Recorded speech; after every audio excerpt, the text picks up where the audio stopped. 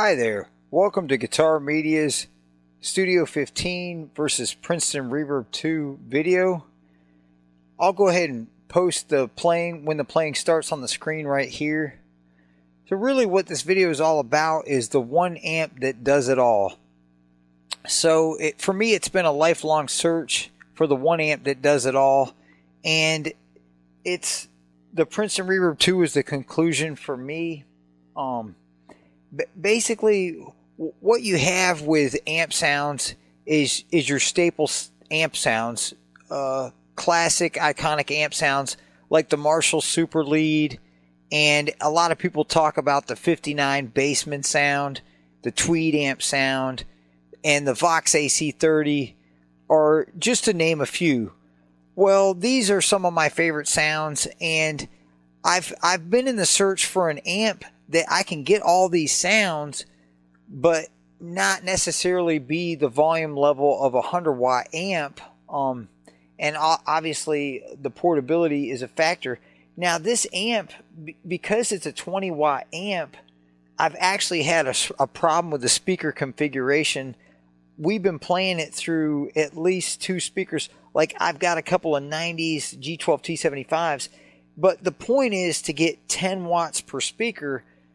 For me, you know, this is actually something that Jim Marshall did with the 100-watt Super Lead and the double stack. If you could just picture the power being split 8 different ways to the 100-watt amp, it leaves each speaker at about 12 watts.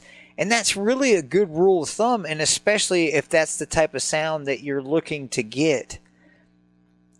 Well, so moving on, back to the Tweed sound. Like, this really doesn't sound like the 59 Bassman Tweed sound, but it does sound a lot like the Tweed Deluxe sound. Very similar.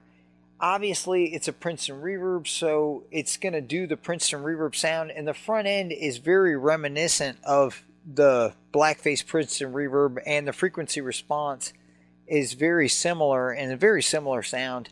Also, being 20 watts, it's a higher voltage ratio than most Princeton Reverbs, and it's right in there with the Deluxe Reverb being rated at 22 watts. So it sounds very much a lot like a Deluxe Reverb. And then as far as the Vox AC30, I mean, you know, this amp, it's 6V6 output tubes. So, of course, 6V6s are never going to sound like EL84s, but I do say that this amp with a presence control, a treble control, as well as a pull for bright, it does the chime sound with most guitars and most pickups good enough for my ears. And then moving on to the Super Lead sound, it has a pull for lead here on the volume, and I find that with most guitars, as well as a pull for boost in the mids, it's able to get close enough to Super Lead territory. Of course, it's nowhere near sounding as good as a Super Lead, and the overdrive is nowhere near. So it's what this is actually, it's the least worst, if you could imagine that. So what I mean by that is other amps will try to be able to do this sound or that sound or all the sounds, and it's really actually really bad. It's actually terrible. And whereas this one is just less terrible. It's just and actually I was actually disappointed with the boost. For a long time I was disappointed with the boost sound because it sounded like it sounded like a transistor overdrive pedal, you know, being introduced into the signal chain, which obviously it's a tube amp, and that's just really not the sound that I want to hear. But I found that actually with very low output pickups, Fender pickups, you know, I still can get a really good sound out of the boost on this amp. So, and really one of the only classic Fender amps that I still haven't played is the Deluxe Reverb 2, which is kind of like the big brother to this amp. And there's really not a lot different about it. It just has another channel, and then it also has another knob, which is a gain knob. So we're looking forward to discovering that in the near future, hopefully. as far as the Studio 15, I would say that it's safe to say that this amp, it does it all. It does it all, except for it just doesn't have a super high gain. And the JCM 800, to my ears, definitely has more of a high gain. This amp also doesn't have a presence control. And really, it's actually has a lot to do with gain stages, because this amp has two 12AX7s, which is basically basically one coming off the ground to boost the signal coming off the ground, right in the front of the amp, and then the other one actually is the phase inverter section. So you basically have one side of the tube coming off ground, and then the other side of the tube is going to be your equalizer section, and then the other tube is your phase inverter. Well, so anyways, that wraps it up. I hope that this was informative, and enjoy the demo.